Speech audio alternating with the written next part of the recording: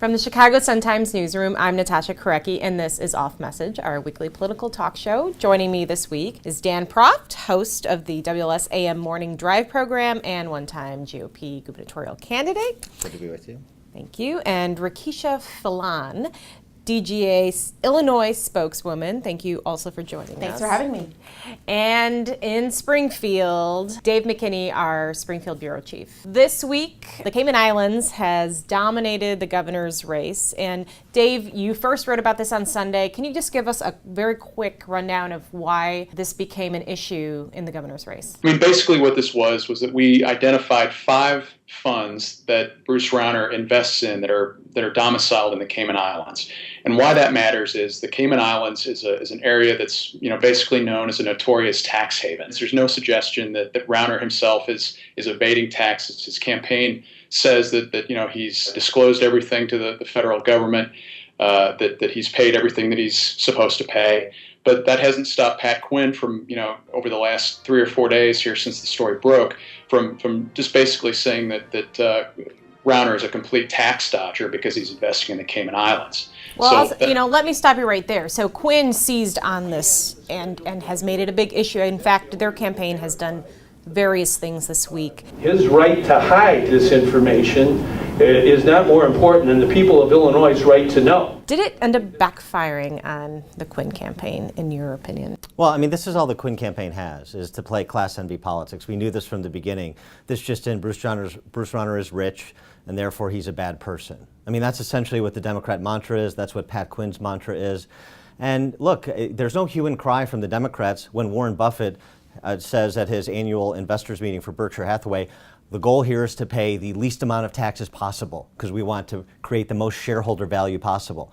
Well, that's all Bruce Rauner has done. There's no allegation, as Dave McKinney said, of anything illegal. There's nothing immoral. And it turns out, you know what? There are rich people who are jerks. There are poor people who are jerks. It really doesn't matter what your net worth is. It matters what policies you're going to pursue that either improve or don't improve the lives of Illinois families. And so is that the only way to get reelected? Is there more here? Well, I think that what actually happens here is that this story unveils a larger part of Rauner's character and might tell the voters something about how he's going to govern and whether or not he's worthy of the public trust. What we're essentially talking about is whether or not he tries to find ways to avoid paying taxes. That's what this is about. It's not a question of whether or not it's legal. This is a question about whether or not it's fair and it's appropriate. That is a question that's appropriate for the campaign. It's something that he should answer, and he should offer at least the very basic level of disclosure in order to allow the voters to see that he's being honest, he's not hiding anything, and he's actually putting everything on the table. We don't have that yet. Does Pat Quinn send in more money than is required of him for his tax liabilities? Does any American do that?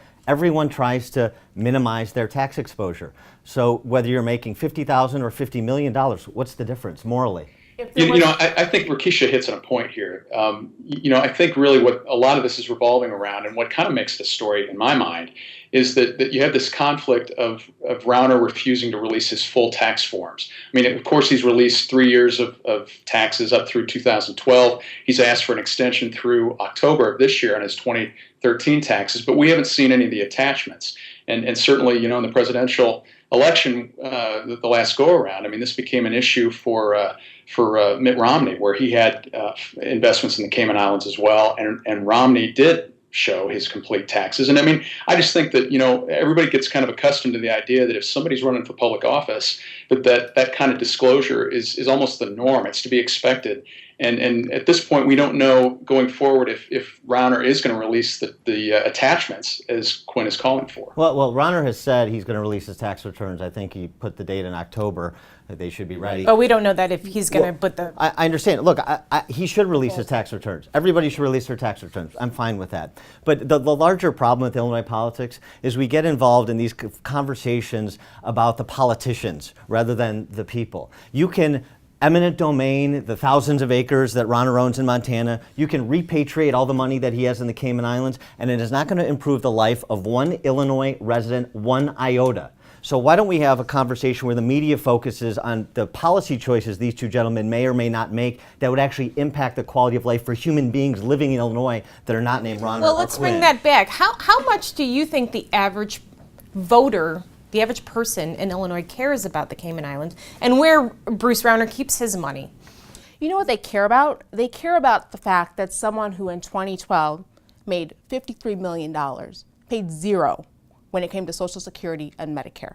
I'm sure you paid it, I'm sure you paid it, I paid it. I'm sure the person at McDonald's paid it. But someone making $53 million didn't. Is a question of legality. Did he probably follow the letter of the law in doing that? Yeah, but the question is, can this person relate to the everyday common struggles that people in Illinois are going through? That's a valid question. And if he can't relate to them, does that mean that he won't be able to be a good governor?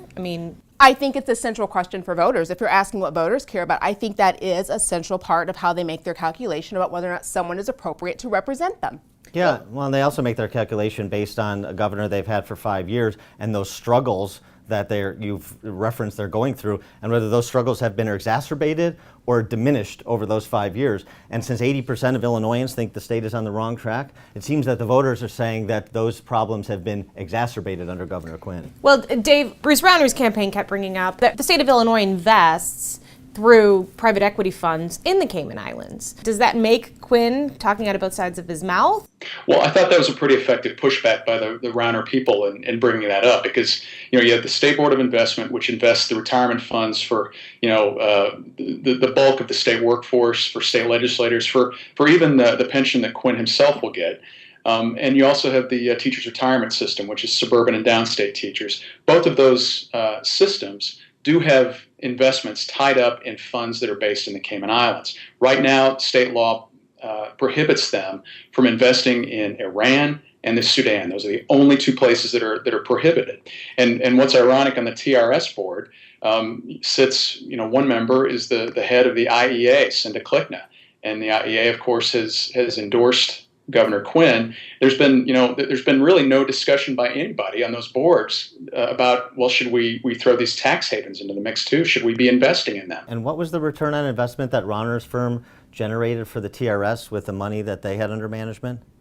What was that return on investment in terms of impacting people's lives? I have a feeling you know and you want to tell us. It was substantial, and it was substantially better than a lot of the other investors who have managed state pension funds. So in terms of actually providing value for real families in Illinois, Bruce Rauner, I would suggest, has a better track record than Pat Quinn, even as a private citizen. Well, you say this is effective. I say it just simply muddies the water. The truth is that Pat Quinn was not making a personal investment into the Cayman Islands. And quite frankly, the governor doesn't have any involvement on the pension boards. They're completely independent, completely separate, and they better be. And we want it to be that way. And as a matter of fact, we can look at some very shady dealings that have gone on in the past where there has been some dabbling in what's happening on the pension board. So this ability, or this attempt, I should say, to try to tie Pat Quinn to what's happening with the private independent pension boards, I'm not sure it really resonates. Clearly, this is an issue that the Quinn people think that they are getting some traction on, or they hope to. And I think what will be interesting to see is whether or not it resonates with voters that here you have a guy who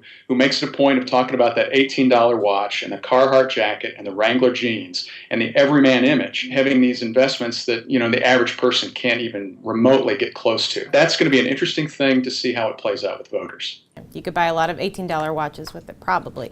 Well, let's shift to the death of James Brady, White House press secretary under Reagan, took a bullet, became a pioneer in a lot of ways for gun control. What do you think he leaves as his legacy? Well, part of his legacy is that he's a patriot. I mean, I remember where I was March 30, 1981, when Reagan was shot, when Jim Brady was shot, and I was in second grade. It's an indelible image in the lives of everyone who lived through that, almost no matter how young you were. So it was tragic what happened to him. He's a patriot. He's an Illinois native son. He was born in Centralia, went to U of I, worked for Everett Dirksen, worked for Phyllis Schlafly.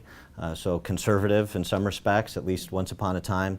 I think the only sadness with Brady's life, from my perspective, is that he turns out to be up on the wrong side of history when it comes to people's right to protect themselves under the Second Amendment.